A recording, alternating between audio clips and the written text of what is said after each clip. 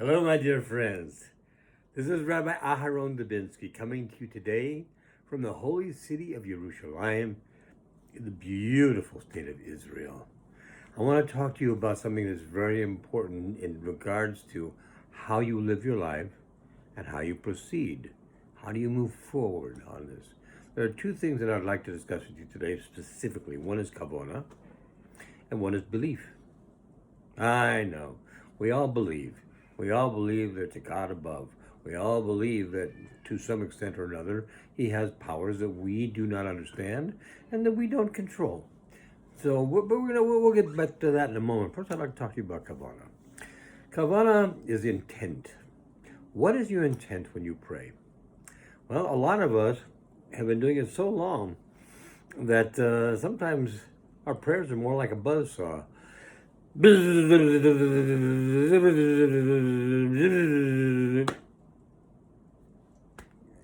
That can be okay, by the way. How would that possibly be okay? Well, do you know what you're saying? Yes, I know what I'm saying. And are you thinking about it when you're saying it, even though you're going very fast? Are you aware of what it is you are saying? What are you talking about?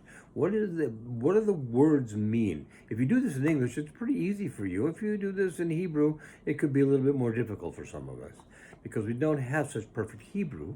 Therefore, we know mainly what we're saying, but maybe not all of what we're saying. So, what do we have to do? We have to learn what we're saying. We have to understand.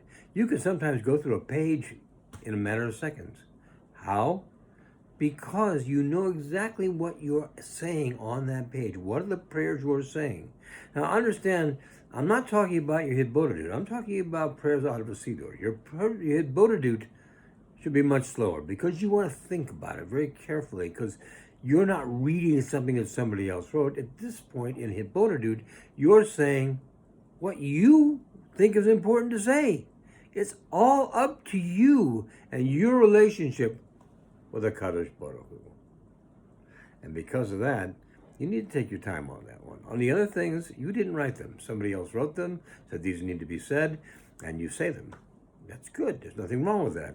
People who are far wiser than we are and who were around far before we were had come up with the idea that these are done. The men of the Great Assembly put this all together so that we should be able to say what's best. Now, if we are going through it and we're going very fast, but we know what we're saying, that's one thing. If we're going fast because it's just a matter of habit, we need to get through it because we've got a meeting at 9:30 and I got to be there, that's another matter. And that's a problem. We need to be able to do better on that. And where's our kavana during this time, you know? I want you to picture something. Let's just take out the absurd for a moment. You're standing before a king. Any king. That doesn't matter which king. Any king. You finally got an audience before the king. And you can talk to him. So you say, Your Majesty, my name is Aharon, and I'm so glad you've taken the time to see me today. Hey, by the way, isn't it great how the Yankees did last night in the game? Wow, what a game! You see what happened in the fifth inning? It was something special. Anyway, what I want to talk to you about is I would like to talk to you about the fact that I need to have something done that will help me to go forward in my studies and it will help me. And by the way, after this thing, I've got a big meeting today, and I'd really like if you'd kind of help me out with that. Are you getting what I'm saying here? Our kavana is all over the place. I mean, it's very difficult sometimes to keep your mind on that path. As a matter of fact, Rabbi Nosson used to say that, davening is a lot like riding a horse. If you find that you're off the path, just take the reins and bring it back over to the path. You can pick up anywhere. That's great. But here's something beats even better. If you don't have to pick up anywhere, if you stay on the track the whole time, I think we can all agree that's much better for your outcome, for your relationship with Kadosh Baruch Hu. If you are actually, all of us, not just you, me, everybody, if we are on the track and we stay on the track, we keep our concentration right where it needs to be. At the time we're shochling like this, our attention is between us and HaKadosh Baruch Hu. He's our Father. He wants to hear from us. He can grant us whatever we need. Which brings me to the next thing that I want to talk about today is belief. I have people all the time. Well, I wish I'd have this. I wish I could have that. Why can't I have this? How come Hashem doesn't listen to my prayers? Wrong question. He does listen to your prayers. Not only does he listen to your prayers, but he gives you his undivided attention. How can he do that? There's 7.5 billion people on the face of the earth, and I'm sure I'm not the only one talking to him. How can he give me his undivided attention? Well, you're talking in terms that you understand, in terms of you and me and everybody else that we know. We couldn't possibly do that. He's different. He has powers that we don't understand. He has ways that we do not understand. Sometimes the answer is your prayer. The answer is not right now. It's not a good time yet. Did you ever get an answer like that from your parents? Sure you did. Sometimes the answer is just flat no, because it's really not good for you. Did you ever get an answer like that from your parents? Sure you did. So why does it surprise you so much if you get an answer like that from Hashem? However, I'll go you one better than that. He doesn't say no. He just says no for you because this guy over here needs this far more than you do. You can't understand why, but I do. And it needs to be going, and thank you for asking for him. This will come back to you one day. And it will. It will always come back to you. You have to have the belief when you ask for something that it's possible for you to get it. If you don't have the belief, why would Hashem give it to you? You have to at least have the belief that this is something that is for my good, or the good of my family, the good of my community, the good of my Rebbitzin, the good of somebody, because we know Hashem wants us to have what is good for us. The same way as any parent wants their children to have what is good for them at the proper time. What's the proper time? Well, I've been praying for this for 2 weeks now. I always laugh. I know people have been praying for things for 20 years now and still are waiting. But that's not the point. The point is you keep doing it because you believe that the answer is going to be something that's going to be good for you and is going to help you. And if Hashem agrees with you, it's within his power to give you anything at all that you want. However, let's take another example. This is a little crazy thing. You decide, you see something on some order by mail thing. It's just what you wanted. Say it's a radio. It's a radio. It's a great radio with a computer set and a phone that goes with it.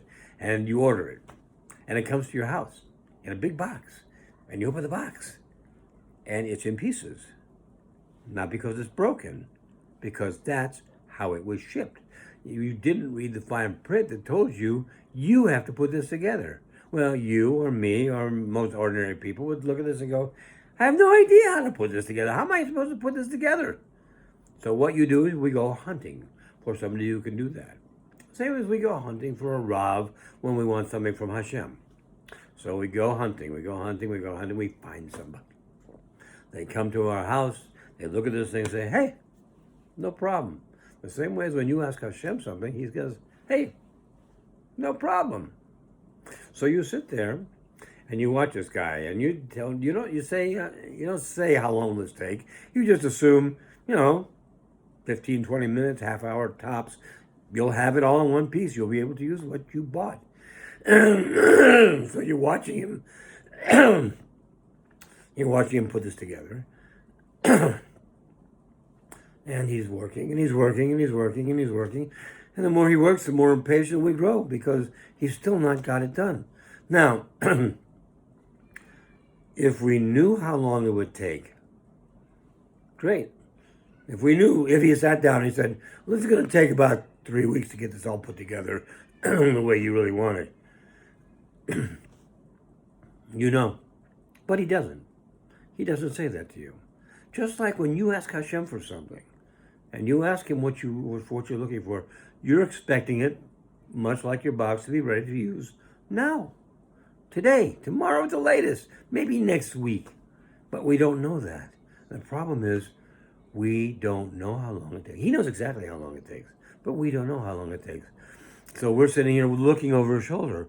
We're getting a little antsy, a little agitated. When's it going to be done already? When's it going to be done already? When's it going to be done already? We do the same thing to Hashem. You do the same thing to Hashem. Now think for a moment what it would be like if he didn't have to do that. I said, have to do that. Why does he have to do that? Because without it, there is no free will. And he gave us free will. He wants us to participate with him in everything, from the time of Adam, who had to pray for rain to bring the vegetation up. He wants us to participate in it. But he wants us to be involved all the time. If you knew it was going to take 3 weeks, you'd probably say, hey, listen, thanks very much. Appreciate you working on it. I'll be back in 3 weeks. Just like we'd say maybe to Hashem, it's going to take 10 years. All right, well, you do what you want. I'm going to go out and play. I'm going to the beach. I'm doing things. I'll be back. No, that's not it. The free will comes from watching the process and saying, I don't know how long this is going to take, but I know what I've asked for is for my good and the good of those around me. And I know Hashem wants to grant this to me. And because of that, I'm going to stick in there. And every day I'm going to pray. And every day I'm going to be patient. And every day I'm going to try to be the kind of person that is deserving of whatever it is that I've been asking for. And if I do that, eventually these things, Bezrat Hashem, if they are indeed what we think they are for the best of us and those around us, will come to us through Hashem. Not only that, but it will bring about the coming of Mashiach Tzidkenu, the third Beit HaMikdash, B'mheira v'yomeinu, and the kind of life that we want to have, a life of love and joy, understanding, happiness. My friends, have a great Shabbos and a great week ahead. Everything is out there for you. You just have to know how to ask for it and know how to wait for it. But it'll come to you in its time, in Hashem's time. Be well. God bless. All the best.